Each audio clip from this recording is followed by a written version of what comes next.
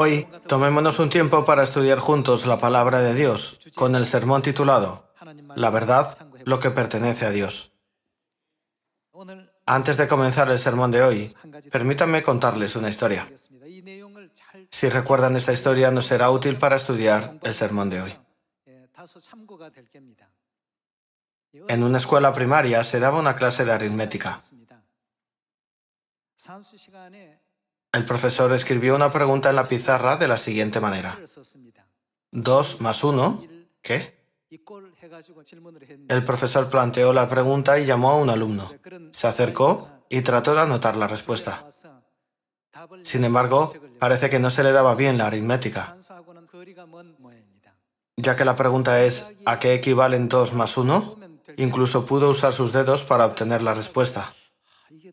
En lugar de hacerlo, se preguntó pensando, ¿cuál es la respuesta? Rascando la cabeza, se dio la vuelta y vio que su amigo le había dado la respuesta, que es 3. Pero en lugar de anotar 3 en la pizarra, se limitó a escribir OK y volvió a su asiento con confianza. Su amigo le enseñó 1, 2, 3, así que la respuesta es 3. Sin embargo, lo confundió con OK.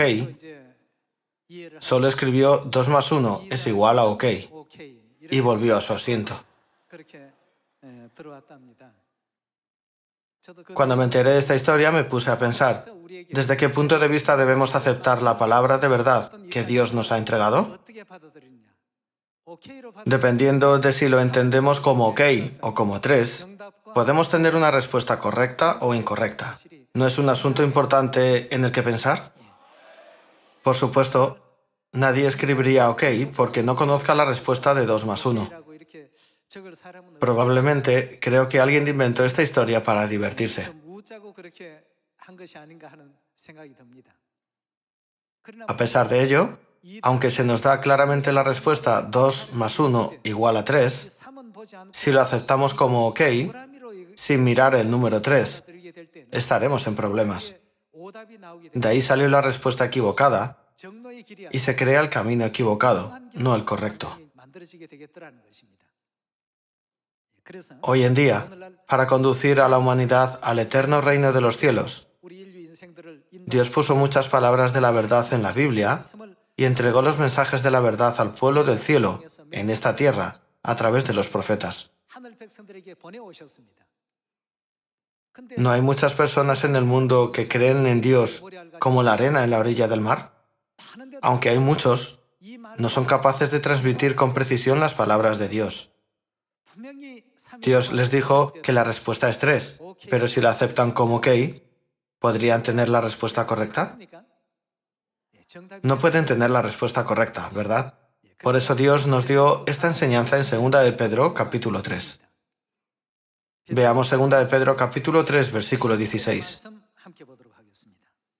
En 2 de Pedro, capítulo 3, versículo 16 dice, casi en todas sus epístolas, hablando en ellas de estas cosas, entre las cuales hay algunas difíciles de entender, las cuales los indoctos e inconstantes tuercen, como también las otras escrituras, para su propia perdición. Hermanos, conforme a la verdad aritmética, 2 más 1 es igual a 3. Aunque su amigo le dio la respuesta correcta, él no la vio, sino que miró el círculo de al lado, así que escribió la respuesta incorrecta, OK. Para nuestra salvación, Dios nos ha enseñado las palabras de la profunda verdad innumerables veces en la Biblia. También nos enseñó el día de reposo, la Pascua y el nombre nuevo.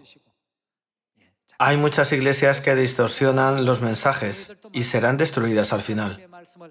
Pero por otro lado, también hay una iglesia que sigue correctamente las palabras de Dios y sus enseñanzas. Veamos Jeremías capítulo 5, donde Dios nos enseñó lo que es la verdad y lo que es la falsedad. Vayamos a Jeremías capítulo 5 y leamos el capítulo 5, versículo 10. Escalad sus muros y destruid, pero no del todo. Quitad las almenas de sus muros, porque no son. ¿De quién no son? De Jehová. Dios ordena ser despejado todo lo que no pertenece a Dios. En otras palabras, debería ser destruido. En Jeremías capítulo 5, Dios ordena que se destruya lo que no pertenece a Dios. Sigamos estudiando en Mateo capítulo 15. Vayamos al libro de Mateo capítulo 15. En Mateo capítulo 15, versículo 13 dice: Pero respondiendo él, dijo: Toda planta que no plantó mi Padre Celestial será... ¿Qué ocurrirá con ella? Será desarraigada. En otras palabras, será destruida por Dios. Veamos el versículo 14. Ya que será arrancada desde la raíz, dejadlos, son ciegos guías de ciegos, y si el ciego guiare al ciego, ambos caerán en el hoyo. Aquí podemos ver en Mateo capítulo 15, versículos 13 y 14. Todo lo que el Padre Celestial, es decir, Dios, no ha plantado, será destruido. Está escrito en la Biblia que todo lo que no pertenece a Dios debe ser despojado o arrancado de raíz. En otras palabras, será destruido. Vayamos al libro de los Hechos, capítulo 5, y leamos juntos el capítulo 5, versículo 33.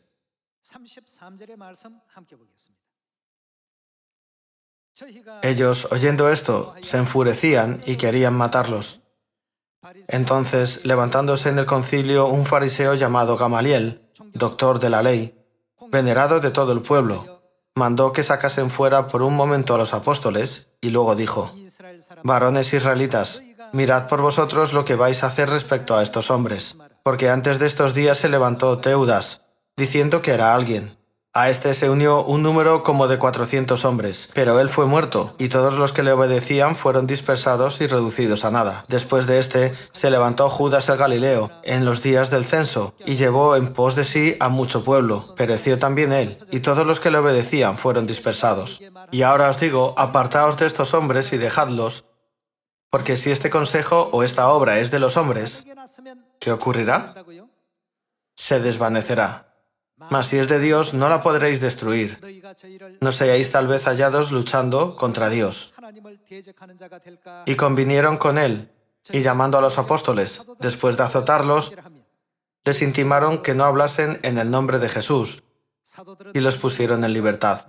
Y ellos salieron de la presencia del concilio, gozosos de haber sido tenidos por dignos de padecer afrenta por causa del nombre. Y todos los días en el templo y por las casas no cesaban de enseñar y predicar a Jesucristo. Según las palabras escritas en Jeremías capítulo 5, Mateo capítulo 15 y Hechos capítulo 5, podemos ver que lo que pertenece a Dios nunca puede ser destruido por el hombre, ¿verdad? El hombre nunca puede destruir lo que pertenece a Dios.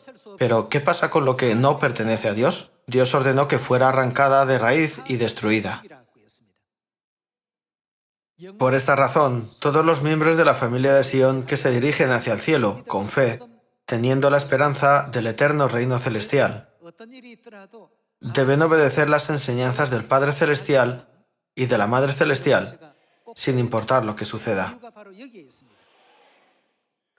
Entonces, ya que hay innumerables iglesias en el mundo, ¿qué iglesia es la que Dios mismo ha establecido? El nombre de la iglesia ya nos permite saber si la iglesia fue establecida por Dios o no. Vayamos a 1 Corintios capítulo 1. En 1 Corintios capítulo 1, versículo 1 dice: Pablo, llamado a ser apóstol de Jesucristo por la voluntad de Dios, y el hermano Sóstenes, a la iglesia de Dios que está en Corinto. ¿Está el nombre de la iglesia en la Biblia o no? Sí, lo está. El nombre es Iglesia de Dios. Si es una auténtica iglesia establecida por Dios, el nombre debe ser Iglesia de Dios. Entonces, ¿quién estableció la Iglesia de Dios? Dios mismo la estableció. ¿De verdad Dios estableció esta iglesia? Confirmémoslo a través de Salmos, capítulo 102. Vayamos a Salmos, capítulo 102, versículo 12.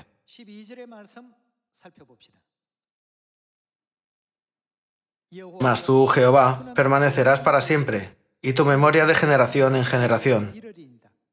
Te levantarás y tendrás misericordia de Sión, porque es tiempo de tener misericordia de ella, porque el plazo ha llegado. Porque tus siervos aman sus piedras, y del polvo de ella tienen compasión. Entonces las naciones temerán el nombre de Jehová, y todos los reyes de la tierra tu gloria. Por cuanto Jehová, ¿qué hará Dios?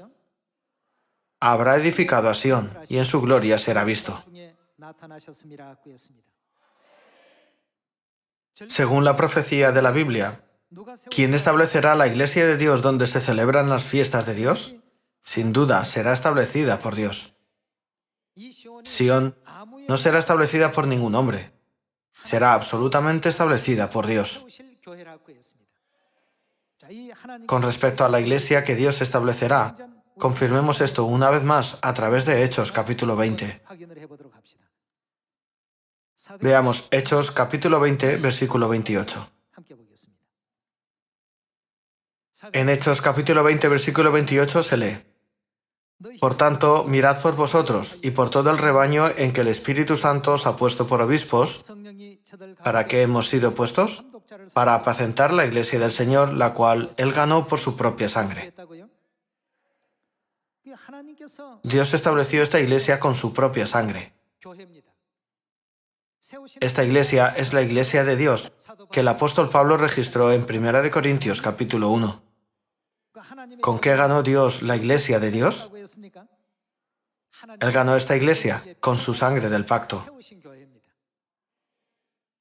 La iglesia de Dios se establece con la preciosa sangre de la verdad de la Pascua del nuevo pacto. Hermanos, con esta notable característica, deberíamos ser capaces de distinguir entre la verdad y la falsedad. Entonces, ¿cuáles son las otras características de la iglesia que Dios estableció? Veamos Lucas capítulo 4 y echemos un vistazo a cada una de estas características. Solo cuando pertenecemos a Dios podemos alcanzar la salvación eterna. No podemos ir al cielo por ningún otro medio, ¿verdad? Veamos Lucas capítulo 4, versículo 16. Leamos Lucas capítulo 4, versículo 16. Vino a Nazaret, donde se había criado, y en el día de reposo entró en la sinagoga conforme a su costumbre, y se levantó a leer. Podemos ver que la Biblia describe la escena en la que Jesús guardó el día de reposo. Entonces, ¿qué día debe celebrarse el culto en la iglesia que Jesús estableció? Según Mateo capítulo 12, versículo 8, ¿de qué día es Señor el Hijo del Hombre? Luego es obvio que la iglesia que Jesús estableció debe tener el mandamiento de guardar el día de reposo. Además, la iglesia debe tener el nombre de Iglesia de Dios. Y debe ser la iglesia que Dios mismo estableció cuando vino en la carne. El apóstol Pablo también santificó el día de reposo, siguiendo los ejemplos y las enseñanzas de Jesús. Confirmémoslo en Hechos capítulo 17. Todas estas enseñanzas fueron plantadas por Dios. A través de Jeremías capítulo 5, Dios nos enseña el hecho de que todo lo que Dios no ha plantado es cizaña y falsedad, las cuales deben ser arrancadas y destruidas. Vayamos a Hechos capítulo 17, versículo 2. Y Pablo, como acostumbraba, fue a ellos y por 3 días de reposo discutió con ellos, declarando y exponiendo por medio de las Escrituras que era necesario que el Cristo padeciese y resucitase de los muertos, y que Jesús, a quien yo os anuncio, decía él, es el Cristo. En aquella época la gente pensaba erróneamente en Jesús tan solo como un hombre común y corriente, como el hijo de un carpintero. Sin embargo, el apóstol Pablo explicó por medio de las Escrituras diciendo: Jesús, al que llamáis hijo de un carpintero, no es otro que el Mesías, el Cristo, al que hemos estado esperando. De este modo testificaba y predicaba en cada día de reposo. Enseñaba a la gente la palabra de la verdad en el día de reposo. Pensándolo de otro modo, ¿qué significa esto? ¿No es que el apóstol Pablo también guardaba el día de reposo? Por supuesto, el apóstol Pablo guardaba el día de reposo. Por lo tanto, si guardamos el día de reposo, ¿por qué lo hacemos? ¿A quién pertenece el día de reposo? No necesitamos guardar nada que no pertenezca a Dios. Dios dijo en Éxodo capítulo 20, versículo 8, acuérdate del día de reposo. ¿Para qué debemos acordarnos? Para santificarlo. Siguiendo esta enseñanza, Jesús guardó el día de reposo según la ley del nuevo pacto.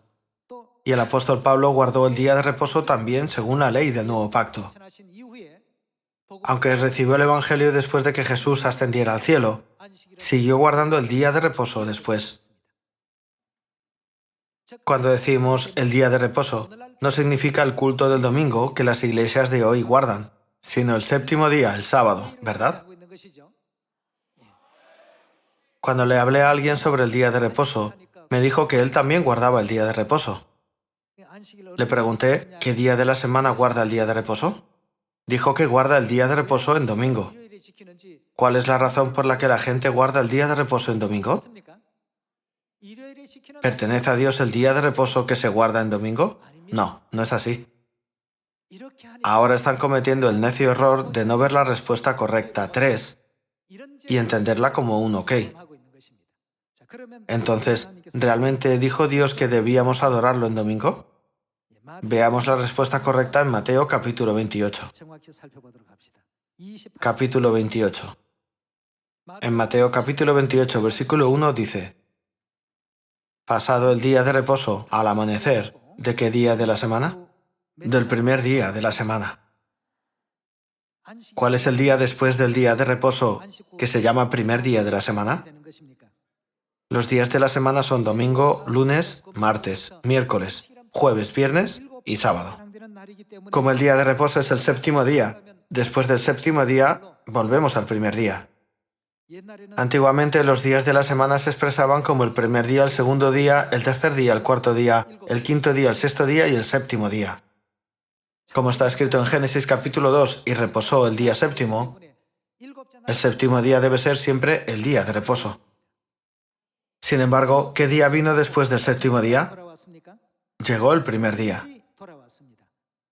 Conforme a la Biblia, está escrito como el primer día de la semana, ¿verdad? El primer día de la semana viene después del día de reposo. ¿Qué ocurrió el primer día de la semana? Al amanecer del primer día de la semana vinieron María Magdalena y la otra María a ver el sepulcro, y hubo un gran terremoto, porque un ángel del Señor descendiendo del cielo y llegando, removió la piedra y se sentó sobre ella. Su aspecto era como un relámpago y su vestido blanco como la nieve. Y de miedo de él, los guardas temblaron y se quedaron como muertos. Mas el ángel respondiendo dijo a las mujeres, no temáis vosotras, porque yo sé que buscáis a Jesús, el que fue crucificado. No está aquí, pues ha resucitado, como dijo. Esto significa que ha resucitado. ¿En qué día de la semana ocurrió la resurrección? La resurrección ocurrió el primer día. ¿En qué día de la semana creen todas las iglesias que resucitó Jesús? Todos creen correctamente que Jesús resucitó el domingo. Sin embargo, ¿qué día de la semana es el domingo? ¿Es el séptimo día? No, es el primer día. Dios nunca designó el primer día como día de reposo en ninguna parte de la Biblia. El primer día no puede ser el día de reposo. Entonces, si el domingo es el primer día, ¿qué día debería ser el séptimo? Contando desde el domingo, lunes, martes, miércoles, jueves, viernes y sábado, el sábado es el séptimo día. Como el sábado es el séptimo día de la semana, guardamos el día de reposo en sábado. Entonces, de acuerdo con la palabra de Dios, acuérdate del día de reposo para santificarlo. ¿Pueden los que guardan el domingo como día de reposo ser vistos como los que tienen la verdad de Dios? Su fe no es auténtica, sino falsa.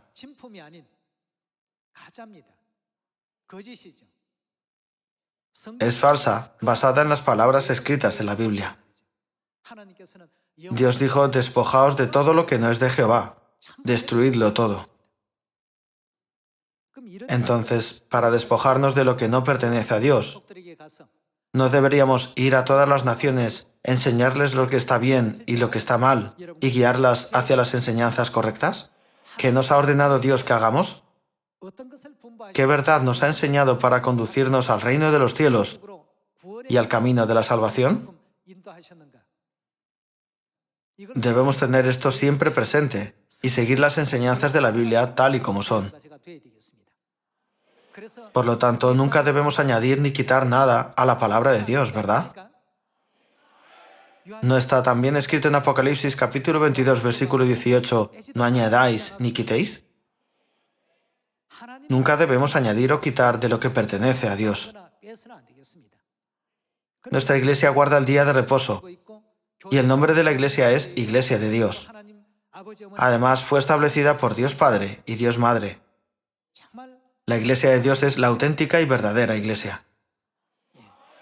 Entonces, no solo nos concentremos en qué día de la semana es el día de reposo, sino que también veamos la importancia del bautismo, acudiendo a Mateo capítulo 28, versículo 18. Veamos Mateo capítulo 28, versículo 18 y leamos.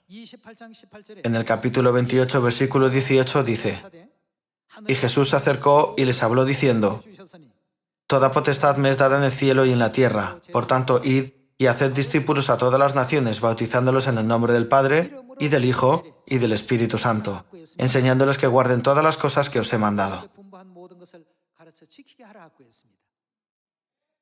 Entre la verdad que Dios ha plantado en estos días, debe estar el nombre de Dios cuando trabaja como el Padre, el nombre de Dios cuando trabaja como el Hijo, y el nombre de Dios cuando trabaja como el Espíritu Santo.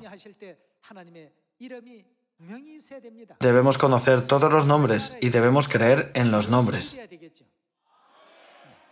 Sin embargo, si no conocemos los nombres, ¿podemos creer en ellos? Debemos saber cuáles son para poder creer en ellos. Por eso el profeta Isaías escribió esta profecía en Isaías capítulo 51. Veamos Isaías capítulo 51, versículo 3.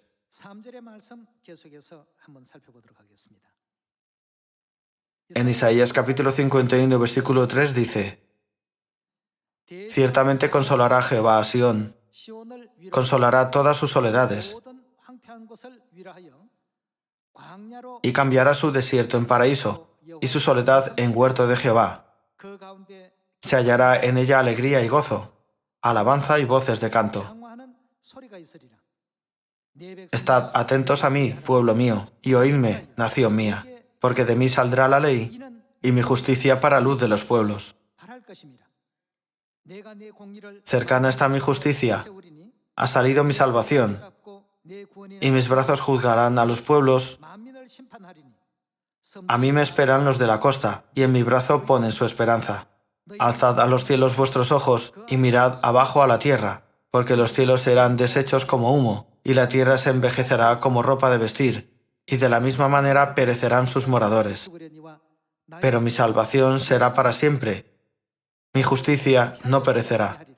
Oídme los que conocéis justicia, pueblo en cuyo corazón está mi ley. No temáis afrenta de hombre, ni desmayéis por sus ultrajes.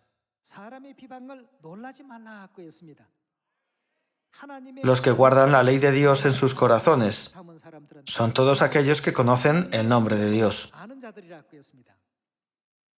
Continuemos con Isaías capítulo 52, versículo 5. En el capítulo 52, versículo 5 dice: Y ahora, ¿qué hago aquí? Dice Jehová, ya que mi pueblo es llevado injustamente, y los que en él se enseñorean lo hacen aullar, dice Jehová, y continuamente es blasfemado mi nombre todo el día. Por tanto, mi pueblo sabrá mi nombre. Los que guardan la ley de Dios en sus corazones, la ley del día de reposo, la ley de la Pascua y la ley del nuevo pacto, ¿qué nombre deben conocer? Deben conocer el nombre de Dios. Sin embargo, cuando preguntamos a la gente que va a la iglesia, ¿cuál es el nombre del Espíritu Santo?, nadie sabe la respuesta. ¿Cuál es el nombre del Padre? Dicen, Jehová. ¿Cuál es el nombre del Hijo? Dicen, Jesús. Sin embargo, cuando preguntamos ¿cuál es el nombre del Espíritu Santo?, ellos responden, el nombre del Espíritu Santo es Espíritu Santo. ¿Qué otra cosa es? Esta es una respuesta muy común que la gente dice. El pueblo que tiene las leyes de Dios correctamente en su corazón, que tiene lo que pertenece a Dios, debe conocer el nombre de Dios. Conocer su nombre significa no solo conocer, sino también creer en su nombre. Entonces, ¿conocen ustedes el nombre del Padre? ¿Conocen el nombre del Hijo? ¿Conocen el nombre del Espíritu Santo? Dios dijo, bautizad a las personas en el nombre del Padre, y del Hijo, y del Espíritu Santo. Por lo tanto, debemos conocer los nombres para bautizar a las personas con estos nombres. El bautismo que no se realiza con estos nombres es un bautismo falso, sin la promesa del perdón de pecados. No es un verdadero bautismo. Ahí están los nombres del Padre, del Hijo y del Espíritu Santo. Puesto que la época del Espíritu Santo ha comenzado, ¿no deberíamos ser bautizados en el nombre del Padre, del Hijo y del Espíritu Santo en esta época? Por eso Dios dijo, mi pueblo sabrá mi nombre sin falta. Leamos de nuevo el versículo 6. Por tanto, mi pueblo sabrá mi nombre por esta causa en aquel día, porque yo mismo que hablo, he aquí estaré presente. Por esta razón, ¿qué nombre traerá Dios que no sea el de Jesús cuando venga de nuevo en la época del Espíritu Santo? La Biblia ya profetizó que Dios vendría a esta tierra con un nombre nuevo, Cristo An-San-Hong. No debemos recibir cualquier bautismo, sino un bautismo que contiene el significado del perdón de pecados. Por esta razón, Jesús nos mandó que nos bautizáramos en el nombre del Padre, del Hijo y del Espíritu Santo. Entonces podemos decir que cuando somos bautizados en el nombre del Padre, en el nombre del Hijo y en el nombre del Espíritu Santo, ese bautismo es un bautismo perfecto, ¿no es así? Todos hemos recibido ese bautismo perfecto. Con esta verdad, comparemos las iglesias del mundo con la iglesia de Dios y averigüemos qué iglesia es auténtica y qué iglesia es falsa a través de la Biblia que Dios nos dio. Entonces entenderán definitivamente cuál es la verdadera iglesia. En la época del Espíritu Santo, ¿solo debemos conocer el nombre del Espíritu Santo? Según Apocalipsis capítulo 22, ¿quiénes aparecerán juntos? También debemos tener fe en la esposa, así como en el Espíritu. Vayamos a Apocalipsis capítulo 22 y leamos el versículo 17 del mismo. Y el Espíritu y la esposa dicen, ven, y el que oye diga, ven, y el que tiene sed venga, y el que quiera tome del agua de la vida gratuitamente. En esta última época del Espíritu Santo, ya que el Espíritu y la esposa dicen, ven, debemos ir a la iglesia donde están el Espíritu y la esposa para recibir la salvación y la vida eterna. Esta no es la enseñanza de cualquier filósofo o de un maestro de escuela, sino de quién es esta enseñanza. Esta es la enseñanza que Dios ha plantado. Pertenece a Dios, y Él lo dio a conocer a la humanidad. Por lo tanto, debemos tener fe en Dios Padre y Dios Madre, pero nunca se hallará esa fe en una iglesia falsa. Solo los que han acudido a Dios Padre y a Dios Madre, al Espíritu y a la esposa, pueden recibir la promesa de la vida eterna en el reino de los cielos como los hijos celestiales. Hermanos, aunque conozcamos bien el día de reposo y la Pascua, no podemos decir que tenemos la fe correcta en Dios si no conocemos a Dios Madre. ¿A dónde nos lleva toda esta verdad? Nos lleva al Espíritu y a la esposa. Debemos conocer a Dios Padre y a Dios Madre para convertirnos en hijos celestiales, ¿no es verdad? Tenemos a Dios Padre y también a Dios Madre. Recordemos una vez más que esta verdad pertenece a Dios y es auténtica. pidiéndoles a todos ustedes que proclamen la verdad que Dios nos ha dado para todos los pueblos del mundo. Me gustaría concluir el sermón. Muchas gracias.